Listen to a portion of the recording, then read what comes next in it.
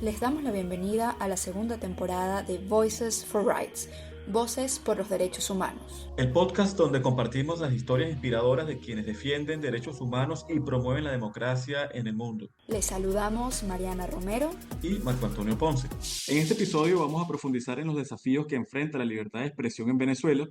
Nuestra invitada es Marisabel Rodríguez, licenciada en Filosofía, coordinadora del Observatorio de Libertad de Expresión de la Organización de Derechos Humanos Espacio Público e investigadora del Centro de Derechos Humanos de la Universidad Católica Andrés Bello. Marisabel, gracias por estar con nosotros. Es un honor tenerte aquí en Voices for Rights. Sin duda, tu labor en la defensa del derecho a la libertad de expresión y el trabajo por el fortalecimiento del espacio cívico en Venezuela es admirable e inspiración para muchas personas jóvenes en el país. Y para comenzar, Marisabel, nos encantaría saber un poco más sobre tus inicios,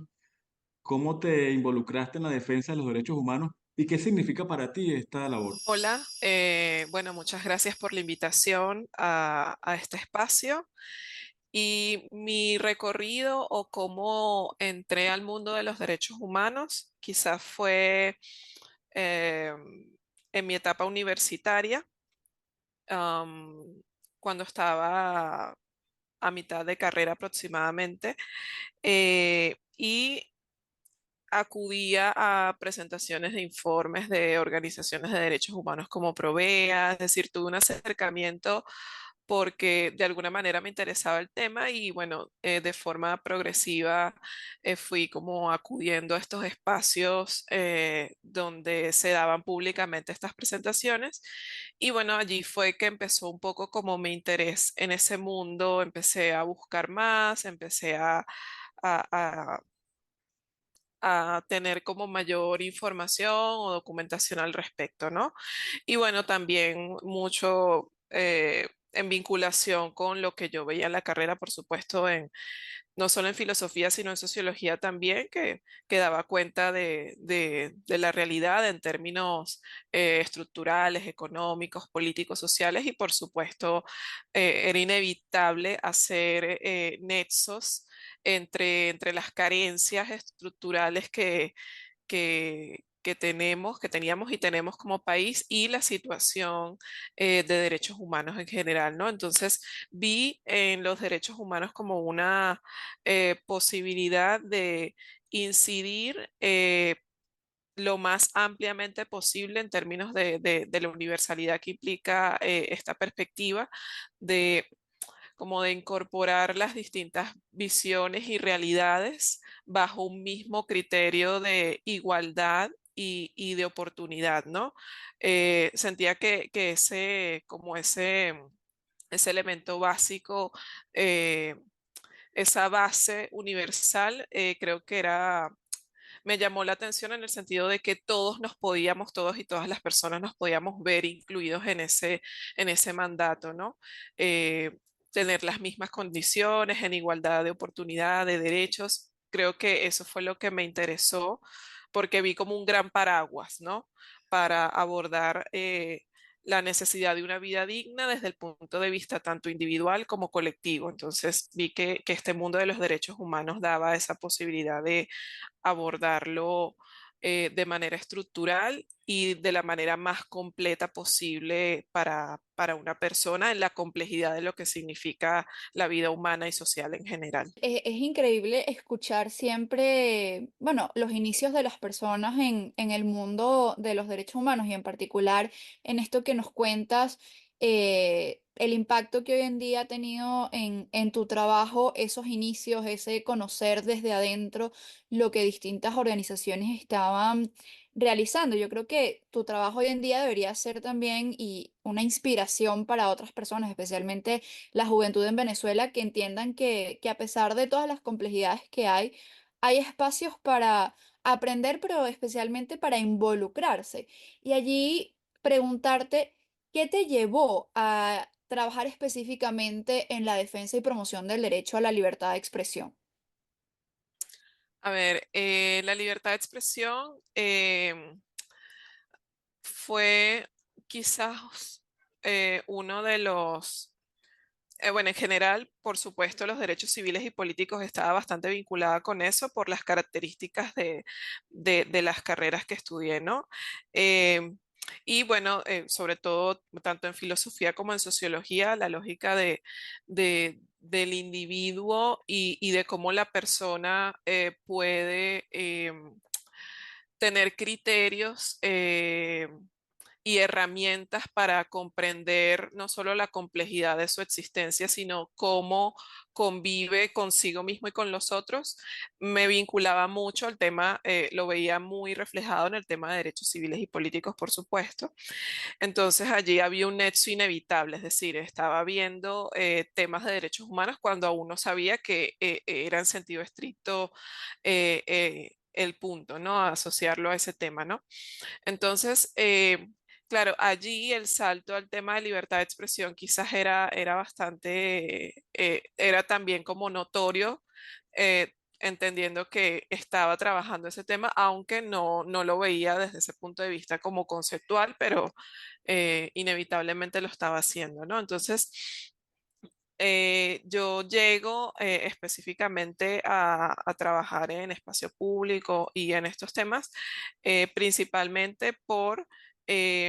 temas que, de hecho, mi tesis estuvo un poco vinculada a eso, en temas relacionados con em,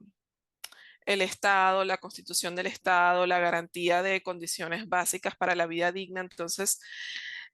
la capacidad que tiene o la perspectiva que le da la libertad de expresión en general me pareció bastante como completo en el sentido de que comprende tanto la perspectiva individual como la perspectiva social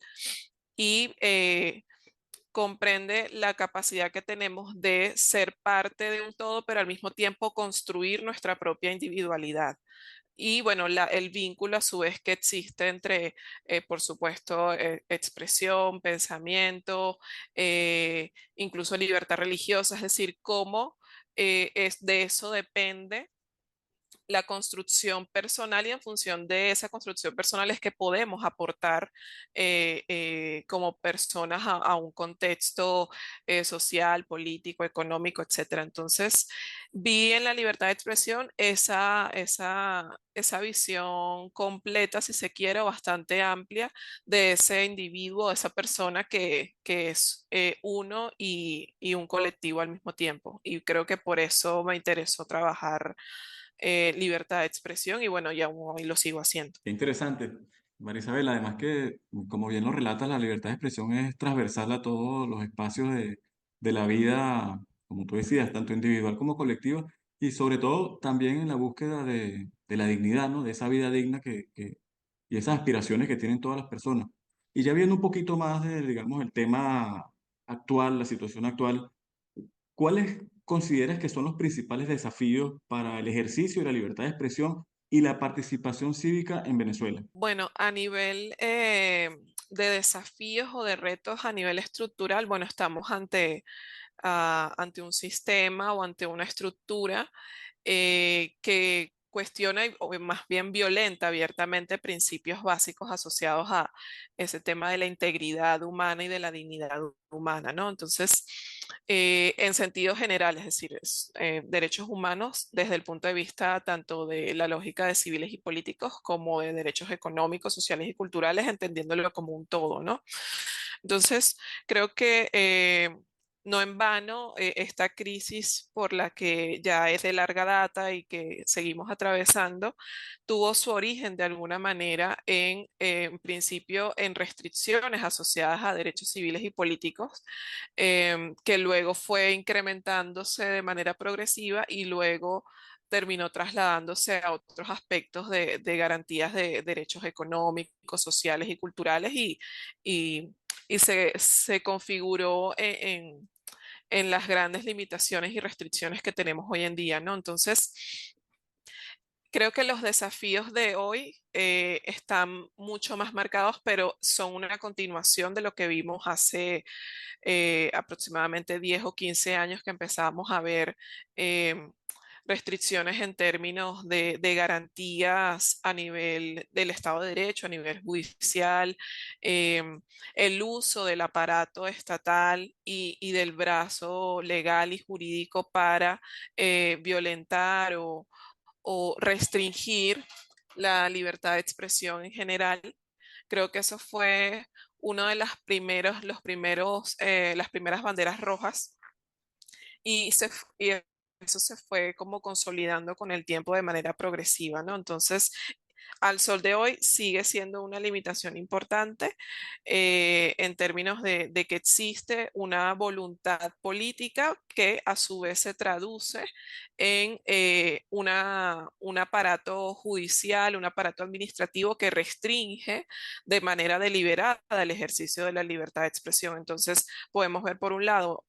esa violencia, si se quiere, discursiva, pero que se traduce en la configuración de mecanismos institucionales justamente para consolidar esas restricciones. Entonces vemos cómo se gestiona arbitrariamente el espectro radioeléctrico, por ejemplo, a través de la gestión de Conatel, que no responde a criterios específicamente técnicos, que es lo que es la función que tiene la Comisión Nacional de Telecomunicaciones, sino que más bien responde a criterios arbitrarios, discrecionales y termina afectando la existencia misma de medios de comunicación. No en vano tenemos 400, más de 400 medios de comunicación que han cerrado en los últimos 20 años como consecuencia justamente de estas políticas discrecionales y arbitrarias. Y bueno, por otro lado, también esa violencia o ese ver como enemigo al que ah, critica o a esa persona o a ese medio o a esa institución que cuestiona abiertamente las políticas públicas o las acciones de funcionarios, termina también traduciéndose en esquemas de violencia física, porque de alguna manera eso valida ese discurso estigmatizante hacia quienes ejercen de manera legítima la libertad de expresión, termina facilitando mecanismos en los que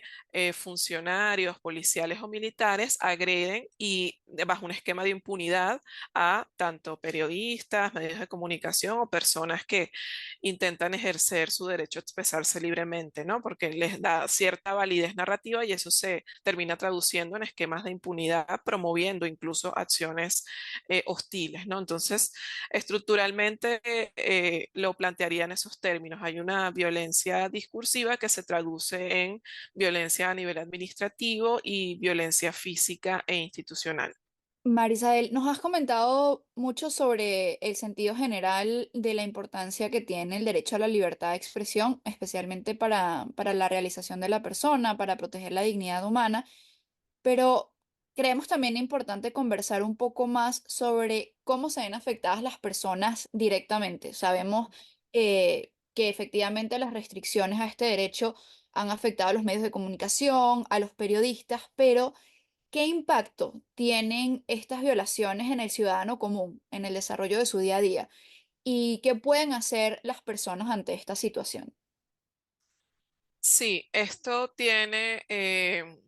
un impacto específico, exacto, no solamente a nivel colectivo, a nivel de cifras generales o de cierres de medios de comunicación, sino que cada medio, por ejemplo, desde ese punto de vista, cada medio que se cierra implica para la persona un espacio menos donde puede expresar de alguna manera o encontrar información o expresar o difundir algún tipo de información puntual, porque recordemos que las fuentes de los medios de comunicación somos nosotros, somos las personas de a pie. Entonces, ¿qué significa eso? Bueno, significa que no tenemos la posibilidad de enterarnos, por ejemplo, de lo que está pasando o tener distintas visiones sobre un mismo hecho, o que nos cuesta incluso tener una o dos versiones sobre una situación, ¿no? Eso significa que estamos, o sea, nos convertimos de alguna manera tenemos aumenta nuestra vulnerabilidad cuando no tenemos información que nos es pertinente, ¿no? Entonces, eso nos resta condiciones, por ejemplo, para tomar decisiones. Tomar decisiones no solo de carácter político, de carácter colectivo, sino decisiones muy básicas e individuales. Por ejemplo, si hay manifestaciones en la calle y yo no tengo como persona de a pie información al momento o pertinente u oportuna sobre movilizaciones o situaciones que se estén dando en la calle, bueno, quizás no tengo criterios suficientes para decidir, por ejemplo, si puedo atravesar la ciudad o no para ir a trabajar, por ejemplo, ¿no? Entonces, son circunstancias y situaciones muy puntuales donde debemos tener información que nos es útil o que nos es pertinente para poder tomar las decisiones del día a día, desde en dónde o cómo hago mercado, cómo me traslado,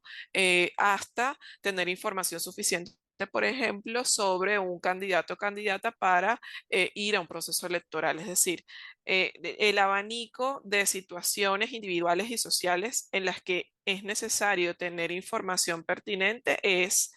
casi infinito. Entonces, cualquier limitación, cualquier restricción, sea en términos de institucionales como el cierre de medios de comunicación o incluso el acceso a la conexión a Internet o las fallas eléctricas afectan no solamente la capacidad que tenemos como personas de recibir esa información que circula, sea a través de la televisión analógica o sea a través de Internet, sino que resta incluso la capacidad que tenemos de comunicarnos, es decir, ya no solo de la capacidad de decir cosas, sino la capacidad incluso básica de comunicarnos personalmente con nuestros seres queridos, con nuestros familiares. Es decir, hay implicaciones muy individuales y personales en situaciones como eso, las fallas eléctricas o la caída de la conexión a Internet, que también afectan la posibilidad de expresarnos o de comunicarnos. Entonces, de alguna manera, todo esto estas restricciones sean, como las venía planteando, sean institucionales, administrativas o estructurales o fallas masivas, terminan afectando eso, no solamente las condiciones en las que yo puedo ejercer como individuo, como ciudadano en términos de participación política, por ejemplo, en un contexto electoral o en otro contexto, sino que también afecta mi día a día como individuo a la hora de cubrir mis necesidades y de saber qué decisiones son más pertinentes a la hora de tomar esas medidas o esas decisiones puntuales para poder llevar adelante mi cotidianidad. Tú has dicho un dato revelador e impactante, y es que han sido cerrados más de 400 medios, o al menos 400 medios en los últimos 20 años. Entonces, para que quienes escuchan el programa y que no están en Venezuela, pues entiendan cómo ha sido esa arremetida en contra de la libertad de expresión, esas limitaciones que han ido avanzando de manera acelerada y que nos muestran estos datos y que cada día es un desafío para que los ciudadanos puedan tener la información de lo que está ocurriendo, como tú decías, desde lo cotidiano hasta situaciones mucho más, digamos, profundas que tienen que ver con políticas públicas, por ejemplo. Y recordamos a quienes nos están escuchando en este momento que seguimos conversando con Marisabel Rodríguez, coordinadora del Observatorio de Libertad de Expresión en la Organización de Derechos Humanos venezolana Espacio Público. No podemos dejar de mencionar que la situación en torno a la libertad de expresión y el cierre del espacio cívico en Venezuela ha sido un tema clave para los mecanismos internacionales de derechos humanos, que se han pronunciado en reiteradas oportunidades sobre esta situación. Desde tu experiencia, ¿cuáles han sido los avances más significativos a nivel internacional para avanzar en la protección de la libertad de expresión en el país? Bueno, creo que una de las cuestiones tiene que ver con la sensibilidad que hay afortunadamente sobre estos temas, específicamente libertad de expresión e información. Es decir, que hay como una comprensión bastante clara, en principio, de las implicaciones que tienen estas restricciones para la vida civil y política y para el espacio cívico en general, ¿no? Eh, Eso es algo relevante y necesario, entendiendo que se entiende en principio la conexión que existe entre este derecho y la posibilidad de vivir en democracia, ¿no? Em, y de alguna manera también el seguimiento que se le ha dado a la situación y cómo se reitera la importancia de esto da cuenta un poco de ese esclarecimiento, ¿no? Que hay sobre la importancia de esto, ¿no? Y bueno, la presencia y el cómo los distintos mecanismos también han tratado y están constantemente intentando actualizarse, ¿no? También en función de los nuevos desafíos que se van generando, sobre todo en el contexto de no solamente toda la conectividad de Internet y las implicaciones que tiene eso, las diferencias que eso tiene con el ecosistema de medios tradicionales y todo el la reinterpretación que se tuvo que hacer de los estándares en función de Internet, sino que ahora estamos viendo cómo a su vez eso tiene otra vez que revisarse en función de temas como la inteligencia artificial y aún estamos en definición de o ampliación de algunos estándares o interpretaciones respecto al tema de desinformación, ¿no? Entonces, hay como una preocupación genuina y cierto avance en los sistemas de protección para ampliar esas interpretaciones y ser lo más garantistas posibles ante los desafíos que eso implica en el mundo moderno actualmente. Marisabel, y hablando justamente de este tema de los sistemas de protección, quisiera hacerte una pregunta. ¿Qué recomiendas especialmente a los medios, a los periodistas, eh, para seguir documentando y contribuyendo a los procesos de rendición de cuentas a nivel internacional? Sí, a ver, allí un elemento importante es, y bueno, que es algo que como organizaciones siempre buscamos reiterar y subrayar a quienes son víctimas de violación de sus derechos, es que podemos documentar bajo reserva, es decir, podemos documentar situaciones bajo anonimato, bajo reserva, sin difusión pública. Es algo que siempre ha sido así, pero es importante reiterarlo, sobre todo en momentos de alta conflictividad y de alta represión, donde la inhibición y el temor es mucho más generalizado y es comprensible que exista un miedo asociado a posibles represalias. Entonces, es importante tener en cuenta que siempre está la posibilidad de documentar un caso sin necesidad de que eso sea de dominio público o no sea de dominio público de forma inmediata, ¿no? Entonces,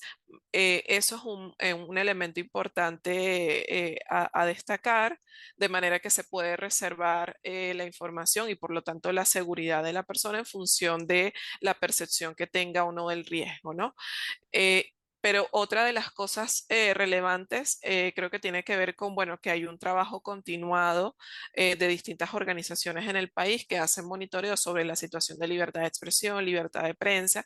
y que entendamos que es un trabajo conjunto, es decir, que esas personas que ejercen diariamente su derecho y que en algunos casos se ven limitadas, restringidas o violentadas, no están solas. Em, Estamos y existimos organizaciones que seguimos haciendo el trabajo a pesar de las limitaciones y hay un trabajo de acompañamiento constante y de seguimiento constante para contener posibles daños. Entonces, em, es importante documentar, saber que se va a tener reserva de la información cuando sea necesario, cuando la persona así lo solicite, y que eso es importante tenerlo en cuenta para registrar la situación. Es decir, si no se registra, no se documenta, no vamos a tener constancia de que algo sucedió y por lo tanto no vamos a tener evidencias y pruebas para poder justamente denunciar la situación y en función de eso obtener justicia, sea a corto, mediano o largo plazo. Entonces, importante mantener, resaltar la importancia de documentar y en lo posible, mientras no ponga en riesgo a las personas, hacer difusión de los casos para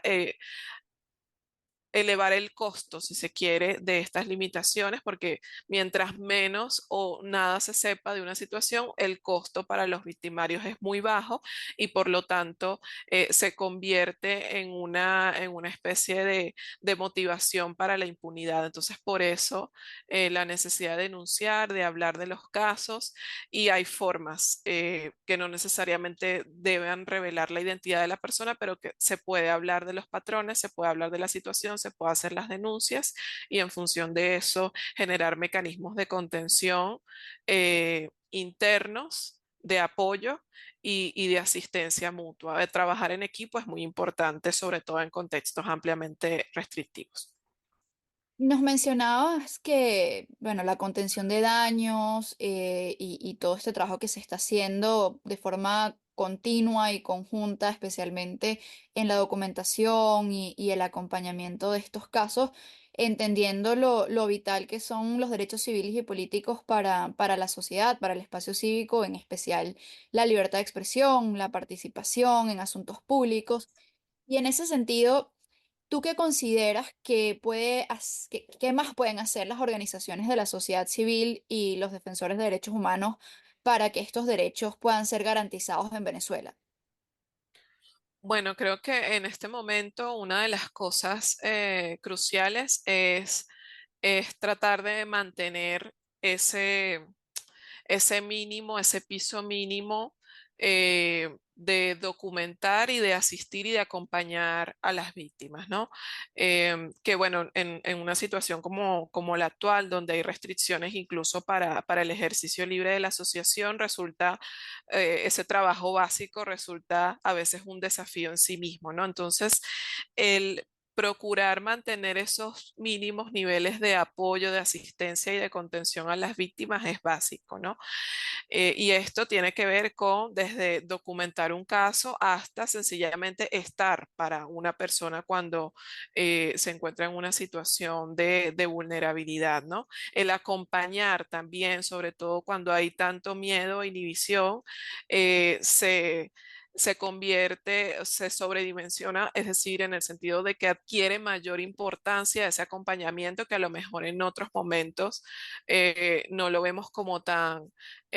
trascendental, ¿no? Pero el hecho de estar ahí con esa persona, escucharlo y tratar de orientarlo en la medida de lo posible sobre lo que puede o debería hacer para resguardar su integridad, su seguridad e incluso intentar mantener su trabajo, creo que es importante y relevante. Y bueno, también, por supuesto,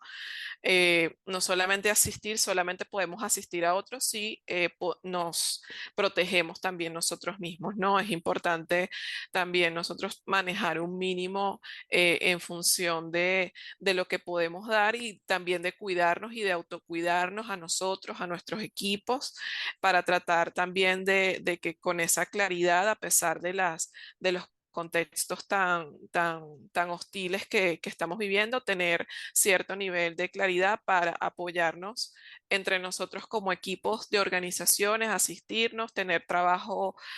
colectivo en el que podamos apoyar a una víctima entre varias organizaciones, podamos asistirnos e incluso cuando sea necesario en términos jurídicos, en términos de apoyo operativo, en términos de manejo de la información. Es decir, creo que en este momento esa misma lógica de trabajo colaborativo a lo interno también debe ser una expresión hacia afuera para poder sostenernos y sostener ese trabajo básico de acompañamiento a víctimas en este momento. Y tú acabas de comentar algo que a mí me, me complace bastante y es el tema de documentar bajo reserva. Muchas veces de las organizaciones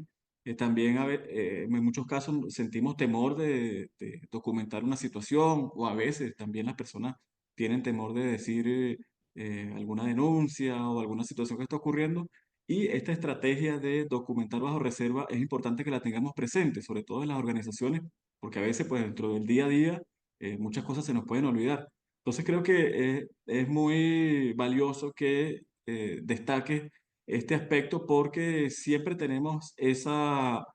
opción de documentar los casos bajo reserva y creo que eso es muy importante, sobre todo en estos momentos, como tú bien estabas relatando, donde hay mucha tensión, sobre todo mucha cautela, ¿no? Digamos, por la situación que se está viviendo en Venezuela, en América Latina en general, pero particularmente en Venezuela, y que puede ayudar esta estrategia de documentar con cautela a no dejar de hacer el trabajo, seguir haciendo el trabajo, pero tomando las medidas de seguridad pertinentes. Sí, Marco, yo estoy totalmente de acuerdo con esto que se menciona, porque además cada acción cuenta independientemente del tipo de acción que sea, cuando esté orientada a la protección de derechos y al resguardo también de las personas que están promoviendo y buscando la garantía de los mismos. Pero además, reitero lo que comentaba Marisabel de que esto tiene que ser un esfuerzo colectivo que requiere también un trabajo en alianza para generar más apoyos, no solo en términos de documentación, sino también para protegernos más en un contexto de altos riesgos para el ejercicio de estos derechos como lo es el venezolano. Y así le damos las gracias a Marisabel Rodríguez, coordinadora del Observatorio de Libertad de Expresión de la ONG venezolana con mucha trayectoria Espacio Público, por compartir sus conocimientos y experiencias con nosotros en este episodio de Voices for Rights. Gracias, Marisabel. Y antes de despedirnos, nos gustaría que compartas una última reflexión sobre la importancia de proteger el espacio cívico y democrático y, por supuesto, que nos cuentes cómo se pueden comunicar contigo, cómo se te pueden encontrar nuestros oyentes en redes sociales. Muchas gracias. Bueno, una última reflexión quizás tendría que ver con que a pesar de las limitaciones y de las restricciones tan severas que estamos viviendo, creo que el mecanismo más importante o la práctica más importante es seguir ejerciendo nuestros derechos a pesar de esas circunstancias. Por supuesto, esto nos va a llevar a reconsiderar ciertos temas operativos, de seguridad, logísticos, pero creo que es importante mantenernos en el ejercicio legítimo de nuestros derechos como la forma más auténtica y más genuina de defenderlos, saber que no estamos solos, saber que estamos acompañados de colegas, de organizaciones, de sociedad civil, de infociudadanos, de periodistas que están dispuestos a seguir ejerciendo sus derechos si no fuese por las personas que aún siguen creyendo y defendiendo y ejerciendo esos derechos, básicamente las organizaciones no tendríamos nada que hacer. Esas personas que hoy son víctimas y son atropelladas por eso es porque están dispuestas, estuvieron dispuestas y muchas hoy, a pesar de estar incluso encarceladas o en condiciones difíciles, siguen ejerciendo sus derechos, siguen estando dispuestos a defender lo que creen que es correcto y allí vamos a estar las organizaciones, allí van a estar sus familiares, allí vamos a estar eh, esperando porque y exigiendo que estas condiciones estructuralmente cambien para poder garantizar efectivamente la dignidad de todas y todos. Marisabel, ¿y tus Y vías de contacto? ¿Cómo podrían los oyentes comunicarse contigo? Bueno, se pueden comunicar conmigo a través de, bueno, de las cuentas institucionales en las organizaciones en las que afortunadamente hago vida, que son Espacio Público, a través de Twitter o X, lo pueden conseguir como @espacio público, y también a través de la página web espaciopublico.ong también nos pueden ubicar y a través de nuestros correos institucionales, consultas@espaciopublico.org y a través de la cuenta también y la página web, perdón, del Centro de Derechos Humanos. Allí también van a conseguir los contactos de los investigadores y me van a ubicar allí también. Y desde el Observatorio Venezolano de Conflictividad Social y el Centro para los Defensores de la Justicia, les damos las gracias por seguirnos en esta nueva temporada de Voices of Rights, Voces por los Derechos Humanos. Y recordamos que este podcast se realiza con el apoyo de la Embajada de la República Federal de Alemania en Venezuela. También les invitamos a compartir este episodio utilizando las etiquetas Voices for Rights o Voces por los Derechos. Y únanse a nosotros en la construcción de un espacio cívico y democrático fortalecido. Y no olviden que pueden escucharnos por Spotify, Evox y YouTube Podcast. Y también nos pueden seguir por nuestras redes sociales, @OBC Social y @defensoresddhh_. Recuerden, cada voz importa y juntos podemos hacer la diferencia. Manténganse atentos para más historias inspiradoras y únanse a la lucha por los derechos humanos en el mundo.